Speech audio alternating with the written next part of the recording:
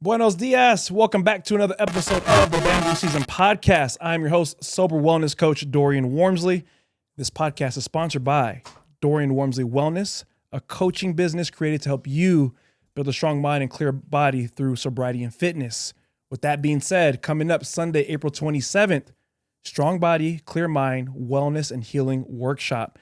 Me and my girl Gabby are putting this workshop together to help you become aware of your trauma, how it's stored in your body, how to get rid of it, heal it. Not get rid of it, but learning how to understand how it works through your body and be your helping hand through that journey. I want you there. Link is in the description to get your tickets Sunday, April 27th. It is also virtual. Now, my guest today has been an amazing healing and wellness journey herself. She is a certified personal trainer, overall wellness coach, we'll say. She sent me her bio, but I'm not using that. We're going raw here. I bring you Yvette Justina. Well, thank you for that. Thank you. Hi, guys. All right. Well, thank you for bringing me a coffee. How are you feeling today? I'm good. How are you? I'm on edge, baby. Not on edge, but I'm on. You're on? This is my second coffee. I've had Celsius. Oh. I don't even need it. Oh, I got you powered on. I just like the taste. I feel you. So, well, anyways, thank you so much for making your way to the BambooSZN Podcast. We're going to dive deep. We're going to learn and understand your political beliefs, your religious views. I'm just kidding. You didn't laugh. But I wanted you to come on because we got connected about maybe almost close to a year ago now through social media, through Javia. Shout out to Javia. Shout out to Javia. She was on one of my first guests I had on here, and she just knew your story and knew mine. She's like, oh, I think you guys would connect well, and she'd be a good guest to have. Yeah. Time went on. We met in person. You came to my boot camp, and we just got along ever since. Low key, sometimes I'd be thinking with certain people I meet, kind of how we met, I'm like, is that considered trauma bonding? I think a lot of people get trauma bonding confused. Trauma bonding is actually a bond you have with your traumatizer. Really? Yes. Huh. So it's not trauma bonding, like the actual definition of trauma bonding, it's not with, oh, we have similar traumas, let's be besties. Is it not? No. I'm going to look it up after this. It's the actual bond that you have with someone who's been abusing you or traumatizing you. Really? Yeah. I'm going to look into that. Absolutely. Because in my head, I'm like, I always get along well with people. I don't think it's just because they're trauma, but I think because I can relate to them, especially when they're aware and they're able to share. Like, to me, I love when I hear somebody willing to be open and share about the ugly shit they went through and they did as a person. Not only that happened to them, but their part in certain things they've done. Like, what? You did what? 100%. Like the more I hear like people go through stuff or go through like some deep shit, I'm like, let's be friends. Yeah. Because to me, it shows a sense of resilience, obvious also, but just the accountability and awareness you have of yourself. And the vulnerability, like, that's beautiful. That just shows me you're authentic and you're true to who you are. You don't let it label you. You don't let it seem like a certain way that you're not. Because there's other people who just hide everything, don't tell you anything. They show up as this beautiful person, but nah, they're low-key scammer. They're low-key a scammer, but also I think it's not everyone's calling to like share their deep, darkest secrets. You know, I feel like that's definitely, I know you enough to know now that that's part of your purpose. It's part of your path. And some people, it's just not part of their calling to share every nitty gritty thing about themselves. I agree to that because I do think it's important you share it to anybody, whoever it could be. It could be your partner. It could be your kids, your close friends. Yes. You don't have to come on here and tell everything. It's not for everybody. Everybody's personality can't handle or maybe not ready for that. Yeah. But I do think you need to tell somebody at some point. Absolutely. You got to get it outside of your body. Yeah. You have to get it outside of yourself. So there's a difference between, just intimately sharing and then just straight up hiding who you used to be. At what point for you, let me see how I'm going to steer this. What point for you was it when you were done hiding from yourself or hiding your trauma or who you were? So that point definitely came when I got into coaching, got into personal training and fitness, for sure. And how long have you been doing that now, So I've to this date? So what's today? What's the year? 2015. April 2025. Well, my very first certification was in Zumba in 2014. Okay, it's like 10 years. And then I became certified as a personal trainer in 2016. Okay, you've been on it for a minute. Yeah. Wow. Okay, Mija, you loyal. You in the game. I'm in the game. That's amazing. But to answer your question, so when I got into coaching, when I got into teaching classes, even Zumba, and got the idea that I wanted to go deeper with people, is when I realized that my story was going to be part of not only my career, but part of my path. Because I came into fitness and came into coaching kind of the opposite way of how people usually come into fitness. It's like, I want to work on aesthetics. I want to look a certain way. I'm trying to lose weight and I want to work out. I, at the time, could care less. Like, I liked how I looked. I felt good, whatever. But I needed to feel better. Like, I came into fitness wanting to feel stronger, wanting to feel confident, because I just lacked all of those things.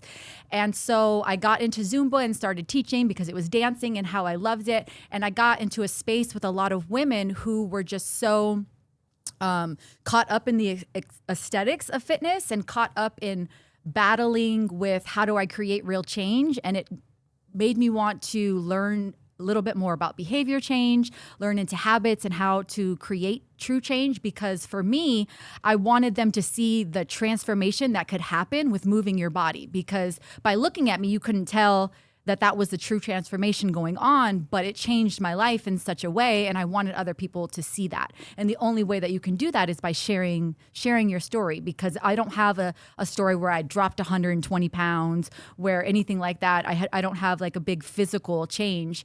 And so me telling my story and me talking about like this absolute transformation that happened is how I change lives. And it's part of my coaching. Beautiful. I think you're 100% right in the sense of the transformation is always going to be physical. Mm-hmm. And back to you, how your journey, that's how mine was too. Mine never was, I want to look X, Y, and Z. I fell out a 4-story window. My body was broken. I was traumatized. I just wanted to be able to walk again. So I had to start working out and move my body.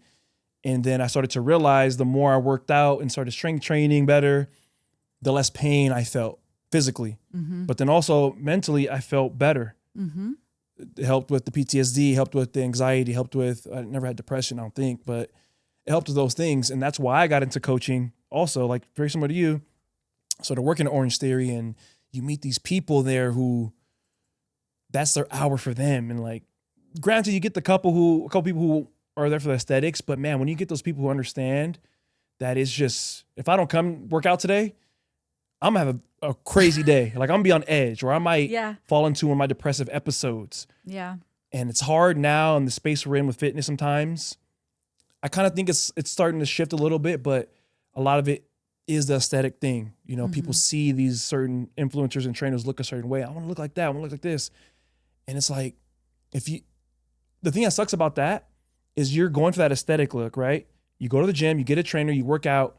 That look is going to take longer than you think. And people don't have patience. So when they get the trainer, they do the program, and it doesn't happen in their time, in their head, 2 months, 3 months, 4 months, they throw in the towel because they're not getting the aesthetic look. They're searching for something on the outside. But if they go into it the mindset of, this is going to help me feel better mentally, it's going to make me feel stronger, it's more internal, the result, it's like I feel like they're going to stick with it longer. And the longer they stick with it, that look will eventually come with it. Right. Do you get what I'm saying? That makes sense? Oh, 100%. Like, you're going inside as opposed to on the outside. Because if you make it a part of who you are, like, I'm going to work out every day 2 times a week because I know my body needs it. That's your goal. That's who you are as a person. Now, a year and a half in, you're going to look in the mirror like, damn, my booty poking. Damn, my shoulder's looking good. And it's just who you are now. It's just who you are. And when you're going for the outcome of feeling better and feeling stronger, you're less married to and tied to like an aesthetic. Because a lot of times, and I'm sure you know, your ideal body is not going to align with your healthiest body. Like everyone's body's going to look different at their ideal weight, their strongest self. And it's not always going to be this picture perfect idea that you have. Because I know a lot of people who are very muscular, who give this appearance of, you know, all these toned and muscles and thin, and they have messed up relationships with food. They have messed up relationships with exercise, and messed up relationships pretty much in everything. And just because their body looks good doesn't mean they're a healthy individual. And so being tied to how you feel and having the motivation be internal and really focusing on getting strong, looking my best, moving without pain and things like that is not going to always be tied to that ideal aesthetic. Because baby, it's probably not gonna happen. You ain't gonna look like that one girl. It's not, and you're not. It's hard. I mean, man. I get your booty popping, but it's hard, man, because social media pushes it on you, and it's hard to sometimes get my clients to understand and believe. Like, you don't know that girl's story. That girl's looking the way she did, but maybe she was an athlete her whole life. 100%. And she don't have kids. You have kids. Yeah. You got a full-time job. This girl probably lives with her parents, has more free time to do certain things. And it's good to use as inspiration, like, hey, I want to get to her level of working out or her commitment level. But physically, every person, you and that girl can do the same workouts, the same nutrition for 6 months. Results are going to look different. Completely 100%. Different. Based off genetics, based off all kinds of different things. I saw a trainer, if you're familiar with Brett Contreras, he's a glute guy. Are we related? That's my last name. Brett Contreras, he's a glute, he's created the hip thrust movement. That's what the word is. But he had a post recently where he showed this girl who had like a crazy looking butt, and she said it came off bands. And he commented like, wow, if it's really from just bands, that's amazing. She must have great glute genetics. Like, her body fat all goes to her butt. Yep. That's not everybody. Some people, men and women, their body fat goes to their stomach, to their back, to their shoulders, to their arms. And I'm sure you've met people like that where they can eat what kind of semi-decent, whatever, and their body fat just goes right to the good areas. Right to the good areas. But anyway, I don't know where I'm going with this, but that was great. But it's interesting because I want to speak to that because I have been a personal trainer for a while. I work out a lot. It's a huge part of who I am.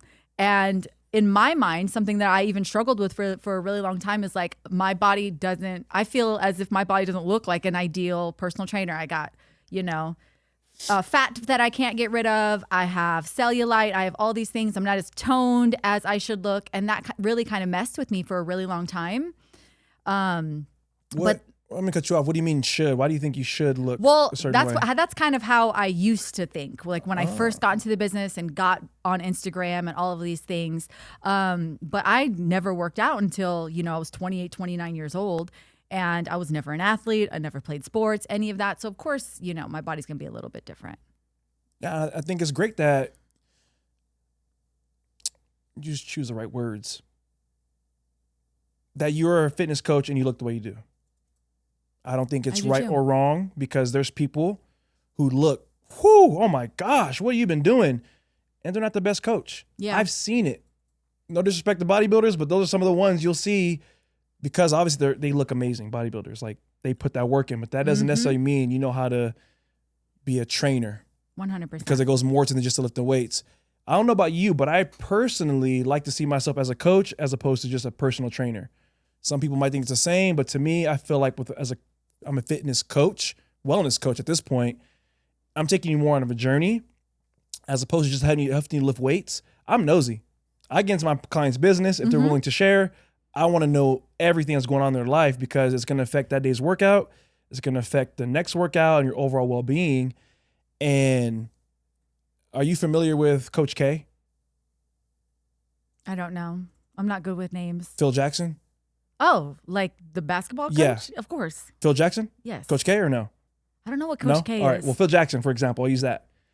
So for me, how I see myself, how I want to be seen as is that type of person when it comes to coach. Everybody knows Phil Jackson is Kobe Bryant's coach. Do you know Kobe Bryant's trainer? No. Is it Coach K? No. I mean, his trainer has came out more late in the past years. He's more well known because he's a speaker now. But that's just an example I'm getting. Is like Kobe Bryant was this great person, athlete, Right. but he still needed a coach to help him get to that destination. You need a coach. And that's what I want to be for my clients. Like my clients are all Kobe Bryants and Michael Jordans. I'm their Phil Jackson. I'm going to go on this journey with them and show them to put what they have to the best use of their abilities to become their best self. But that's how I see that. I agree. Like, personal training is just kind of like a tool I use to coach. It's one of the things under my belt. But I am a coach because if we're not talking about the rest of you, the mind, body, soul, and everything, like getting you physically fit and getting you, stronger and things like that. But when you're not right and you don't have you don't know how to handle stress and sleep well and go through your day to day and live a true purposeful life and move through difficult things, like what good are we doing with this body of yours? As you body, I mean, oh, go ahead. It's your transport to live this life. And so if you're not living it well and you're not properly handling situations and living in purpose and living through joy and living a good life where you, again, are not under a lot of stress and managing your emotions, like what's the purpose of having a healthy body? Period. Your mind is shit. I don't want a client who just wants a healthy body. Because I can tell you what to eat and get you to lift weights all day, but if you don't want to do the inner work, I'm not for you. Period. Okay, let them know. It's deeper than rap. It's deeper than rap. For you as a fitness wellness coach, whatever title you want, what is something you struggle with that your clients wouldn't know? What is something I struggle with that my clients wouldn't know? Like personally? Everything, anything. Yes, personally. Well, it could change day to day.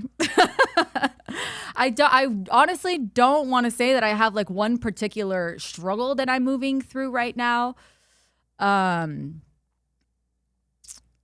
know what? I'm going to say in this season of my life, which is kind of new because in the past I've always felt really comfortable in staying in the now, but I'm feeling a little antsy to like get to my next path, get to my next journey. And that is something kind of new to me. I don't know if it's because like I hit 40 and I'm like, time's a wasting, girl. How long are we going to sit right here? Let's move on to the next. Like, what's the next up level? What's the next move? So I would say that is something that is fairly new to me, and a struggle that I'm having is really sitting in my blessings in divine timing, because we can't control it and the next thing is going to come. But sometimes I'm like, I just want to move on. Does that make sense? Yeah. Yeah. Mine is similar. Well, not my own struggle, but something that I've thought about what you just said is mine's almost opposite, to where I know at some point there's going to be something else, right? Like, yeah. You meet different people that are older than you, you hear them say like, oh, at this point I was doing this, and this point in my life I went to this. Like, you can meet somebody right now at 60 who's a pilot. 10 years ago, they were a CEO of a company. Maybe 15 years before that, they were just a fitness coach. And it's not a fear, but it's something I'm always curious of, is like, at what point am I going to stop being like an in-person fitness coach? Mm-hmm. If ever. I really don't want to not want to do it. Mm-hmm. But I always think like, man, at what point am I going to get to where I'm going to shift into just being a speaker or being a retreat coach, person, host, or, and I'm always thinking about that sometimes, like, damn, I don't want to leave. Yeah. And I probably never will. I don't know. It's not my plans. Well, kind of is, not to have to in person as much, but it's like, I love my clients so much and being around them to where it's like, I can imagine not doing it. Right. And that's just similar to what you said of thinking about the next thing. Before we became this amazing Yvette Justina Contreras wellness coach, you got a story. I do. I got a story to tell. Man. Biggie would say. Oh, man. And when I say story, the other day we were talking and I was shocked, shell-shocked, flabbergasted, dumbfounded. Well, anyways, you overbeat addiction. Yes. Drug dealing. Yes. Stripping. Yes. Robbing. robbing people of. Anyways, so Criminal. I used to live a criminal life. criminal life, basically, I used to be in them streets. in the streets, outside. Yeah, as I used some to of be these outside. Young people would say. What point? How old were you when you did your first drug, and what was it? So, I was borderline 12 or 13. I want to say I was in the 7th grade. And so I think I might have been either 12 or 13 years old. And I smoked meth.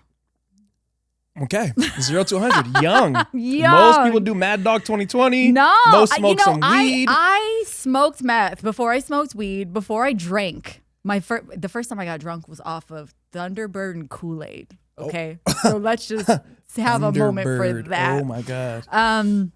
But I was introduced to hardcore drugs at a very young age, obviously.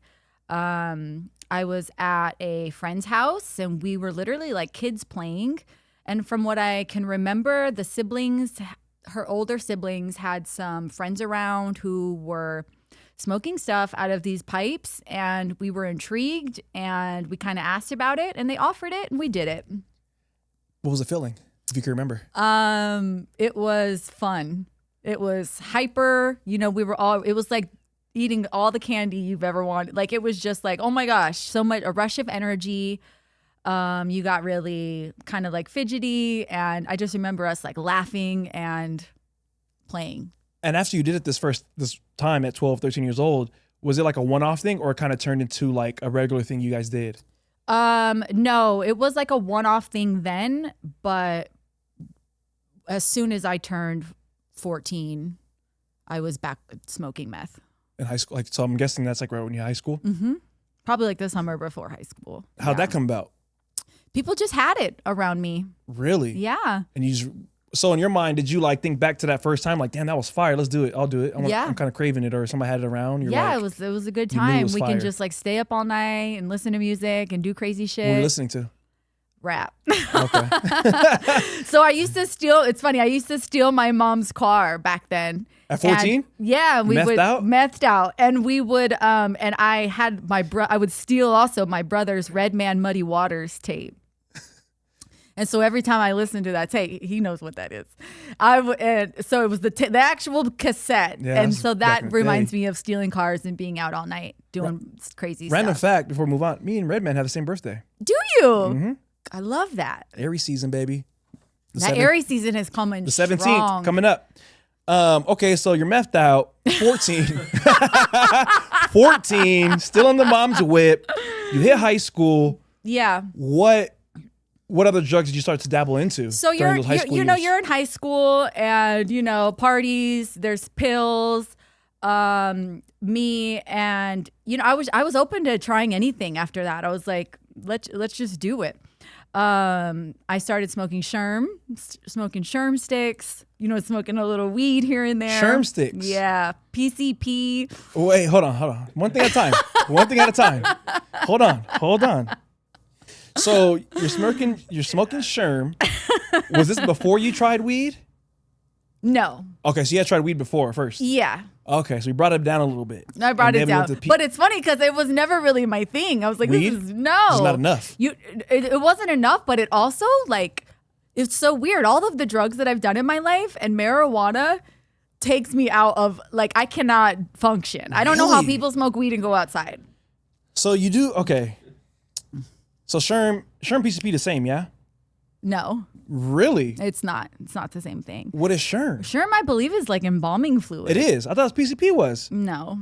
No? No. I know sherm is, okay. I'm not 100% what PCP is. I think PCP is more like angel dust. That's the same thing. I know you like to get wet. That's sherm stick. That's what he said on training day. But yeah, it's not the same thing.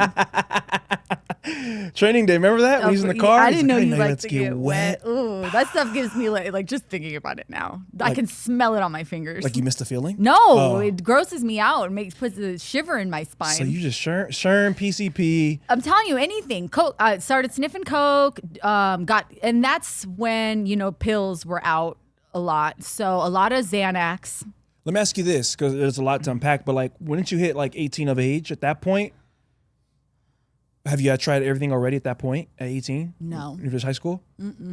What have you done up until that point? So up until that point, acid, the sherm, coke, ecstasy, all the normie hardcore drugs. Yeah, the normie for any 18-year-old. I get it.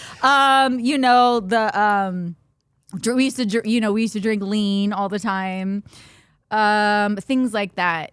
And then probably like when I hit, what was it, like 19, Yeah. I started, because I was doing like Loratabs, Roxy's, Soma, like all of those things. And then after I got out of high school, 19 years old, I started doing Oxy. And that shifted into? That turned into a heroin addiction. What was your first introduction to heroin? Like, what was it? How to go? Like, you know what I mean? The feeling, like, right. Paint that picture for me, please. It's crazy because in my mind and looking back, like it's so similar. The Oxys and the heroin, like even the first time I did Oxy, it's like there was no turning back after that. It just turned into a monster. But the heroin, it's interesting because my first time doing heroin, it was given to me by my boyfriend. Somebody who I trusted and someone who I loved and who had been a heroin addict for a while and who knew how horrible it was and what it could do to people. And he never would let me try it. I never was interested in it. And this particular day, I was going, not just me, but my family was going through it. We just got some horrible, horrible, horrible news about something within the family that had happened, and I was absolutely heartbroken. It was the saddest, most heartbroken I've ever been in my life. And there was this emergency, and I had been with my dad because we were in San Francisco, and I was trying to get my life together and get off of drugs. And he had me out there at the interior design studio where, I was going to change my life. I was going to get clean, and I was always going to go, start my passion. And this bomb got dropped on my family, and he flew me back to Vegas and dropped me off at my boyfriend's house. And my boyfriend had already known how sad I was and all of this. And I walked through the door carrying my luggage, didn't even unpack, didn't take my shoes off. Not a word was said. I hugged him, I started crying, and he pulled out heroin. And I did it. And what was the? So it was, at that time, it was black tar. It was some black tar heroin that we smoked. And it was like a turning point in my life. Do you remember the feeling? I do remember the feeling. Unfortunately I do. Really? Yes, it soothed a part of me that needed to be soothed. I was almost like instantly addicted. And just the mix of the drug and the pain that I was going through in that moment and him just giving it to me, I was almost like pissed about it. Yeah. Because like, how could you? I wouldn't give it to my worst enemy knowing what I did. And he'd been a heroin addict. So he knows what it is and how it affects you. And it turned me into a monster. It turned me into a monster in terms of being an addict. But that moment in time, it was like my villain story because I was so mad at the world. And I was like, I'm just going to be a piece of shit from here on out. And oh, baby, was I a piece of shit from there on out. So so you do it. In my opinion, I'm not so looking in. I think he did it because he didn't want to be doing it alone. Type shit, yeah. Why not have you be my partner? And it's hard. Yeah. When you're doing shit alone, you feel right. He was doing it alone all up until that point. I don't blame him because he was an addict and all these things. But looking back and knowing like his personality and the type of person he was, I genuinely I think he was a little villain too. Oh yeah. And he was like, you feel all that pain, you see how fucking ugly the world is? Like, let's escape. Be Sid Vicious and Nancy together. I don't know if you know that reference. I don't, but I heard the name. So then you do the black tar, and then at what point did you ever go like injection heroin? I did. Okay. So at what point did you go from just smoking it to injecting? I think a couple years had gone by, And I was secretly injecting it through, because it was just something that I had like wanted to try. And so my boy, I would hide it because he actually I had a friend, a homie who had been injecting heroin for years. Like he was like one of those people who you meet, and he had been like a heroin addict shooting up for like 10 years and you would have never known. Like he had like a job in a hospital. Like he was just like a functioning heroin addict, if you would. And he was absolutely terrified of needles and would not do it himself. And so I used to do it for him. And I would ask like, and I remember my boyfriend at the time was like, don't you ever do it. I know you're shooting up so-and-so. Don't you ever do it. Oh, I did it. But I hid it. I wonder, do you know why he didn't want you to start shooting up? Well, because it's a little bit level. It's another level. It's another level, and it's dangerous. Yeah. I mean, it's all dangerous, but you have more control when you're smoking it, or like you have more control that way.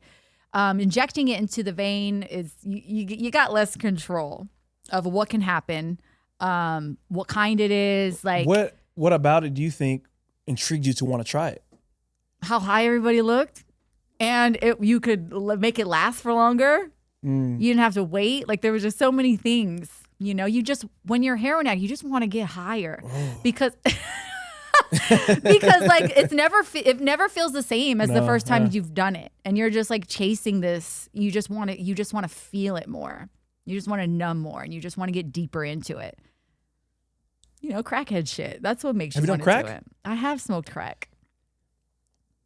There'd be a shorter list of drugs I haven't done. I don't want to laugh because it ain't funny, but it's funny. It is like, what the fuck? It'll be an easier list of drugs I haven't done. I love this. This is great. It's great because, like I said in the beginning, people who are willing to be open and vulnerable and share their truths. Yeah.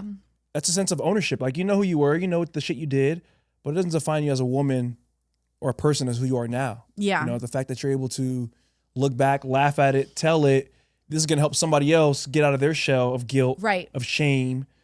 Because I know I felt that way too with certain things I've done in my past. 100%. Like, fuck, man, but it's like, it's part of the journey. It's part of the journey. And you know what's interesting? There was a very large amount of time where everything in me believed that I was going to be on drugs for the rest of my life. Really? Because it was so hard. You don't hear a lot of people who have been where I've been, because not everyone, it's a very small amount of people who come back from that. Yeah. Let alone thrive back from that.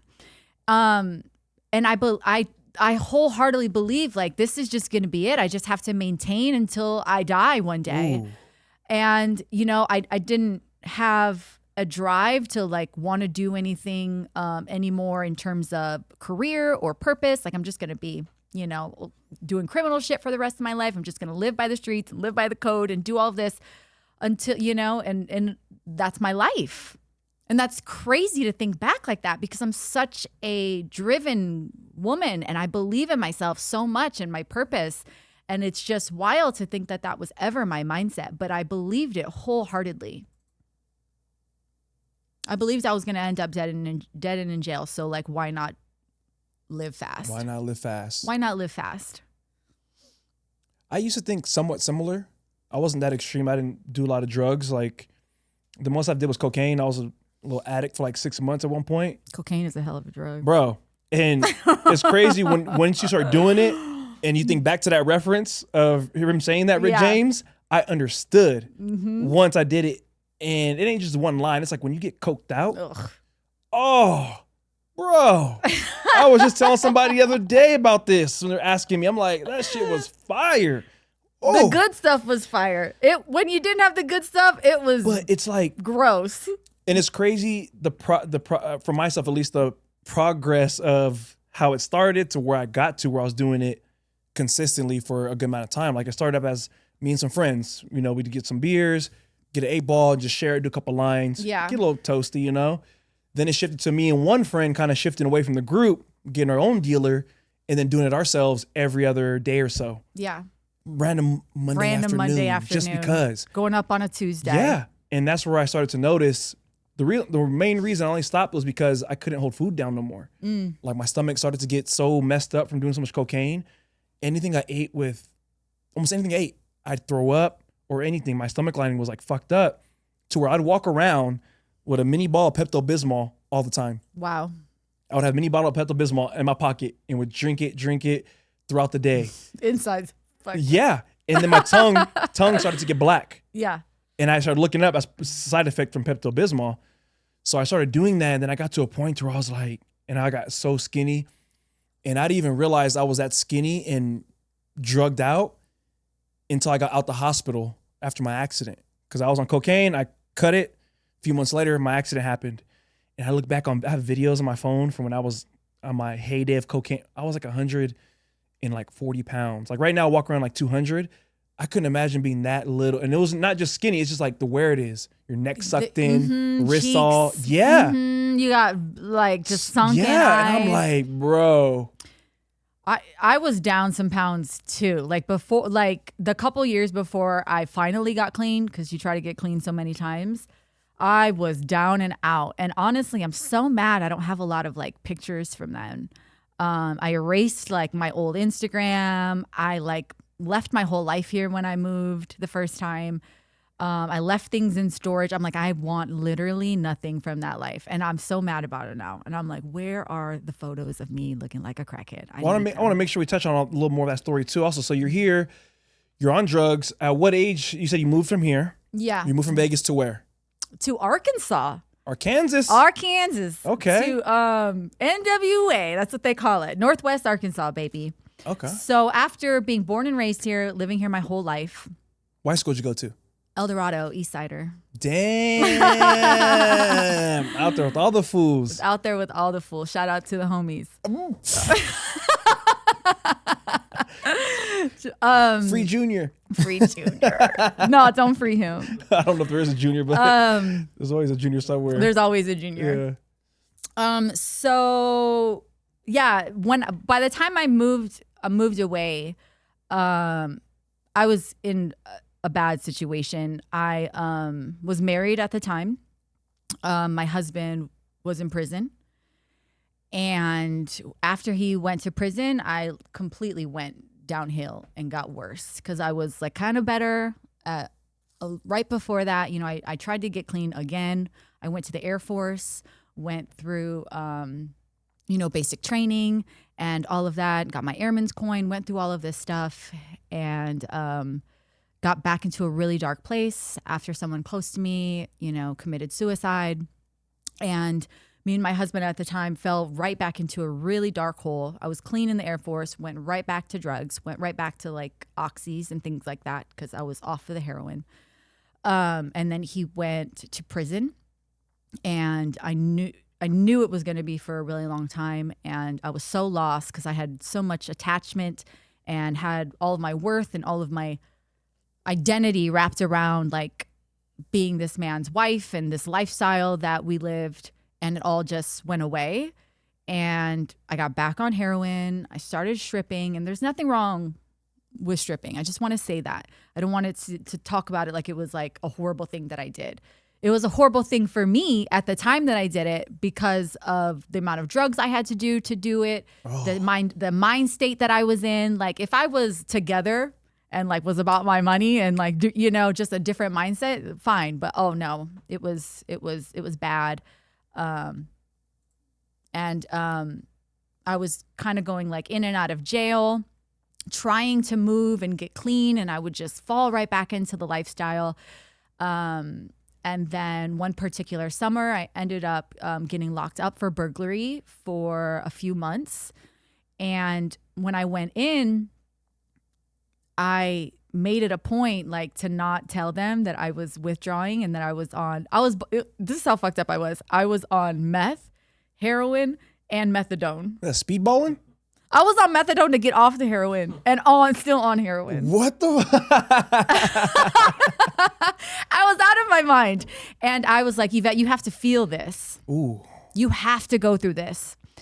And so those few months in jail it was my rehab. Like I felt it. I died in that place. Like, it was just the worst. I thought I was literally going to die. After a certain time, I finally What were like the symptoms in there? Like, what were you experiencing? Oh my God. The symptoms, you got your hot and cold sweats, no sleep. You're going to the bathroom all over yourself. Oh, you're shitting yourself. You're shitting yourself. In you're the cell? Shaking. Yes. And they'd get mad because they only give you so many pairs of underwear, you know, and you keep having to ask, and they're like, what is wrong with you? So that's not fun. And so I couldn't sleep, shaking, sweating, crying about everything because you have all of these emotions all of a sudden. And I was also coming off of Xanax too. And that, I don't know if you've ever been addicted to Xanax, but the mental like withdrawal is one of the hardest withdrawals I've ever gone to in my life. Like, it's like a withdrawal of your personality. Your personality goes, it was difficult. And I got to this point where I couldn't keep anything down, and I'm dehydrated, and I thought I was going to die. And they say you can die. So I finally was like, look, I need something. I am dying. And, you know, they're like, you should have told us that, you know, when you were getting put in. All we can do now is give you like 600 milligrams of ibuprofen and some, what is it called? Imodium. So you don't shit yourself anymore. I was like, I'll take it. Mud butt. So that was cute. It was a cute story of me. So it is cute. It's fucking amazing. And so I went through all of that in there. The physical symptoms, the mental symptoms, the spiritual symptoms. I had like almost an awakening in there. Went back to like reading scripture and would cry myself. Like, I couldn't sleep, but I would just stay up and cry, reading and sitting with myself and realizing like what was happening to me. Because at this point, I'm 28 years old and I've been on drugs since high school. And sitting with the weight of, look what you've done. You know, it feels like a monster took over my life and ran through it and did all these horrible things to everyone I loved and to myself and got myself in these situations. And then like, you're here dealing with all of it. Where do I go? What do I do? I have nothing. And so I got out of jail and within a couple months, I was around the same people and I started doing coke and like smoking meth again and thinking, oh, it's okay, Yvette, you're basically sober because it's not heroin, right? Like, that was my mindset. You're not doing, anything. You're not doing oxys. You're not doing heroin. Like, it'll be fine because this you can quit anytime. And there was, when I was in jail, I got in touch with my intuition, not knowing what it was yet, but this voice what I realized that I had been trying to quiet this whole time. And it was just like, you're going to die. You're going to end up in prison or you're going to die. You have to get out of this city. You have to leave everything. There's more.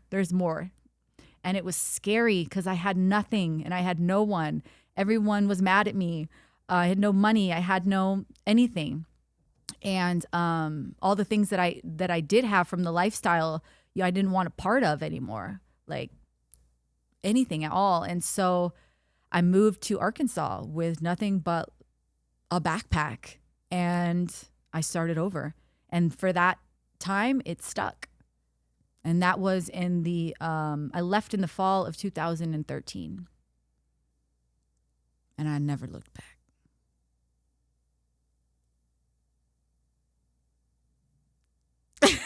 Sometimes you gotta let it sit. Let the pause sit. Sometimes you gotta let it sit. And that's when the true change started. Yeah. Because it's one thing to just get clean off of drugs. It's a whole nother thing to sit in sobriety, to sit with reality. That's when the real. That's I think why there's so much relapse. Because no one, you get clean and then people send you on your way. But what about the emotional damage? What about the mental damage? How do you deal with feeling things and experiencing things for the first time?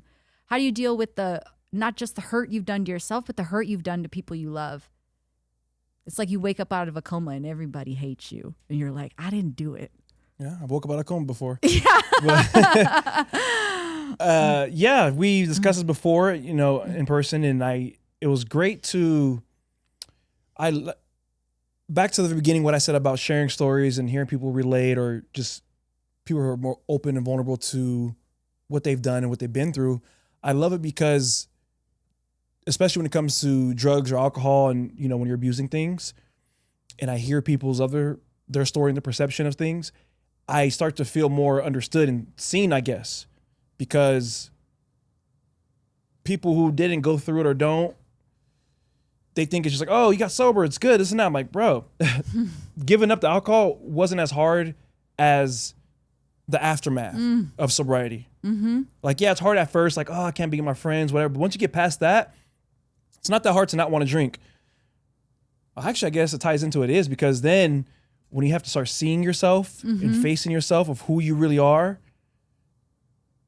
and things you didn't even know you were numbing start to face you, and that's what you said, it's easier to relapse because now it's like, I don't want to feel that. Hey, let's turn up tonight. That's easy to do, as opposed to sticking with it and going through that uncomfortable. We talked about it like an identity crisis almost. It's a rebirth. You're like a newborn. No, you are. It's like you're but starting with trauma. It's like you're starting all over again, feeling things again. Because I wasn't on drugs, but similar to you, well, I did drugs, but mine was all alcohol from high school all the way until the time I went sober at 30, I don't know, wherever I was. For those 10 plus years, it was alcohol involved in almost every single activity outside of work type shit. Like and the reason I didn't drink was because I had work. And I know there's people out there who are like that, to where if they didn't have COVID was a perfect time. Nobody had to work, nobody anything. People got to think like, damn, how much was, I know for me, I was drinking crazy during that time. Don't got a responsibility. Why not? Yeah. And I don't know. Back to the point of, I'm glad when we talked about it, you understood and you shared how the similar thing of like you said, rebirth, understanding again, trying to figure out yourself again, how to feel emotions again, how to be a friend again, how to be just a normal person. How to be just a normal person, interact with people. The act of like intimacy, and not necessarily like sexual intimacy, but just getting close with people, getting close to friends and people, allowing people to truly see you. Oh my God, it was so hard for me. It was so hard for me. And it almost like stopped me from socializing, because I was like, I can't. It's too much feeling. I don't want to be seen. And then I feel like I got like an awakening and a calling. And I was like, God, are you sure I'm supposed to tell everybody this? That's what I was going to ask you next. At what point did you feel that? So like, was there a point where you felt guilt, shame from what you did? Who you were? Yes. Okay. And then at what point did you start to feel, this has to come out? Like, you know what I mean? Like maybe you kind of, like you said it just a second ago, you kind of felt like you hid, and was that part of that? Like you felt guilty and ashamed, like, oh my God, they're going to find out who I was. Yeah. I noticed that there was this guilt and this shame and this form of me hiding and not wanting to make friends or even like have anything further than small conversations with people. And then I realized like, why? I don't want them to ask like who I am, what I'm from, you know, and I sat with that shame. And I was like, why is this making me so uncomfortable? I don't want to say it was like this exact moment, but like I said earlier, just rewinding really quick, when I was in jail, I had this like spiritual awakening, and I felt very close to God and spirit and my soul and all of these things. And I didn't know what it meant or anything. But I started getting into the practice of asking God first for everything. What am I supposed to do with this? Because he was the only one who could help me at this point. And because in jail, what broke me down so much is how ugly of a person I was, how unhealthy my relationships were, how horrible I was knowingly, and God still forgave me no matter what. Still pulled me out of some really, really crazy situations where I should have been killed or locked up. And I just knew it was forgiveness from God. And although I didn't have that forgiveness for myself yet, I know he did. He was the only one who could understand. And so I got into this practice really early on in my recovery of just asking God, like, what's this? What is this? I need help. No one else can help me. I can't help myself. I don't know what I'm doing. And you talk to God and God's going to answer in all kinds of different ways. And also being a little bit more connected to my intuition and how I believe that God speaks to us in our bodies. I just started to get directed towards different things, and it would make me happy, or it would make me aware of something that I had to fix. And so I slowly just started seeing how leaning into my story and telling little bits and pieces, and people were touched and some people weren't. You know, some people, I remember once I moved, I have a passion for interior design. I always have my whole life, and I do it now. But I went to school out there in Arkansas, and I wanted to get into the field, and I was out looking for jobs. And of course they do a background check. And my background check is wild. And I remember this one job, I went through like 3 rounds, and they had me come into a studio, and I pulled fabrics and all this stuff. And I really wanted it. And they're like, we're going to have someone from our HR call you about your background. And then they gave me like this thing and asked all this stuff. And then they sent me a physical copy of a rejection letter with my background stapled to it. And I still have it to this day. And I was like, I'm going back to the streets. Like, no one's ever going to hire me. Yeah. Like all of this stuff.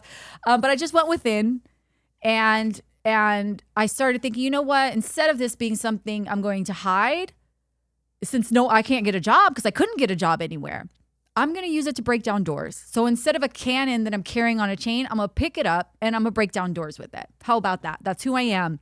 Yeah, I used to do all this, but look at me now. And the more I started to do that, the more doors started to open. And the more I started to share authentically and say like transformation can happen, because that's overall the message that I'm here to give. It's not like, oh, if you were a heroin addict, you can do this too. If I came back home to myself and if I changed, you can too. It's possible. You just have to choose differently. And so it doesn't necessarily have to be my whole story that people gravitate to or relate to. Just the inner transformation that's happened. And the more I share it and the more that I push people to do the same, or not push, but guide them to see the power they have within themselves, the more I got connected to that purpose, and the more the calling became stronger. And I would have dreams about it. I would journal it out, and the journaling would come out in different handwriting and all of this. There was just no way to ignore it anymore. Different handwriting. Yeah. Possessed. My angels speak through me. Okay. And sometimes they write different. Okay. I love it. That's beautiful. Well put. And that's why I wanted you as a guest to share that journey of all that shit you've been through. Like when we were sitting down, you were telling me, because every time we hung out, it was like little bits and pieces we shared with each other. And then like the more and more, I'm like, damn, I love it, because people need to hear it. People have harder stories not as bad, but still feel stuck and still feel like guilt, shame. I'm stuck where I'm at. But then they can hear somebody like you and be like, damn. Because that's what got me out of my hard moment in life. Like I went to jail, I lost my friend, I fell out a 4-story window. It was like you know how I've heard the saying about Mike Tyson, it's not about, what do you say? Everybody has, no, not him. Which saying is it? Is it Rocky? I don't know. Is it the punched in the face one? Basically, yeah. Yeah, I think it was Mike Tyson. But I got hit with a 3-piece. You know what I mean? It was like, biscuit. You're going to fall out a 4-story window, your friend's going to die, and you're going to go to jail. Yeah. I'm like, oh, cool. A 3-piece with no biscuit. But it was beautiful. I wouldn't replace it for the world, because now I see where I'm at now and the resilience and the mental strength I have going through all of that. Mm-hmm. It's a part of it. It's beautiful. I think it's art.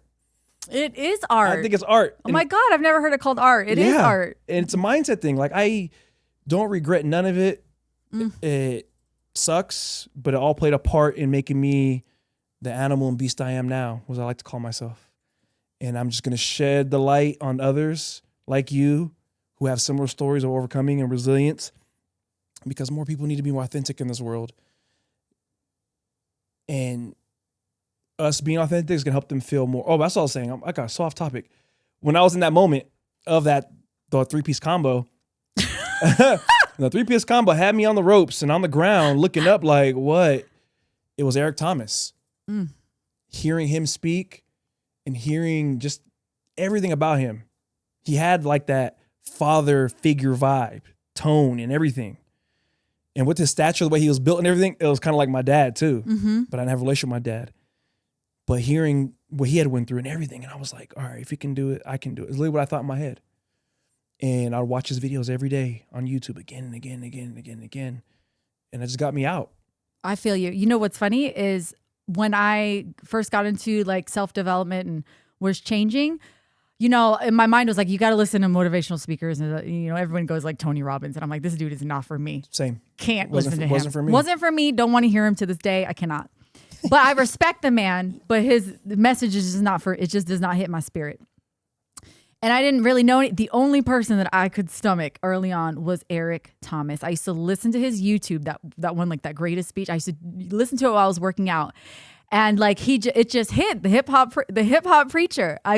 Ended up going to like some of his events and like his 1%er thing. And yes.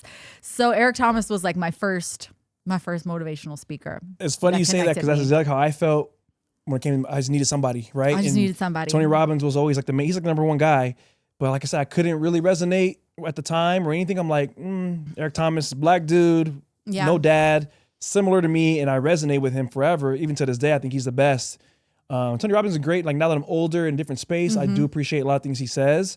But like I said, that message doesn't hit me as much. And that's also the reason why I want to be a speaker. Because Eric Thomas had a great point. He's like, there's certain people Tony Robbins can't reach. There's certain people Les Brown can't reach. I have to reach them.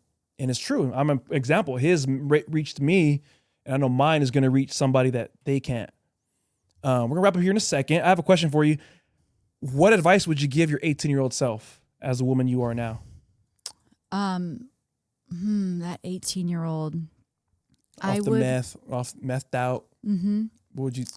I would tell her to trust herself. So much of the pain and challenges I've went through in life is because I trusted everything and everyone outside of me. And I looked for validation and to identify myself with people's reflection of me or what I saw rather than trusting who I was, trusting the things I wanted and the voice I had. So it would just be trust yourself, little mama. Little mama. Little mija. She'd probably beat me up if I said that to her. I'm not saying nothing to 18-year-old me. PCP. You're not winning I'm not saying a word to 18-year-old me. That. Your holistic ass I might write something on a piece of paper and slip it to her, but she would punch me in the throat. Yeah. I walked up to her and said, trust yourself. She was wild. Well, Yvette, I appreciate you so much coming on here, being open, vulnerable, sharing all of that. It's all needed in this world. You're needed in this world. So thank you for coming on here today. You have any lasting words for the audience? It's never too late to come back home. Woo! That's a banger. Might get it tatted on my wall instead of live, love, laugh. Never too late. All right, guys. Thank you for tuning in. I'm going to put her Instagram in the description of this bio of this podcast. Make sure you go follow her. She's an amazing wellness coach, mentally, physically, spiritually, everything. She'll help you get right. Leave you with the word. Most people say your past doesn't define you. I believe opposite. I think it does define you. But if you choose to let the definition be positive, it defines you because everything you went through made you who you are now. You can't change that, but you can change how it makes you turn out in the future. That makes sense? That was a word. That was a word, right? Okay, write it down. I'm getting it tatted. Because I hate cliche and right ones like, no, past doesn't define you. Yes, it does. Yeah, you were that person at one point, but I chose to let it define me as a resilient individual who can overcome, who can adapt. So your past does define you, but let it define you in the best way possible. 2 words, keep growing.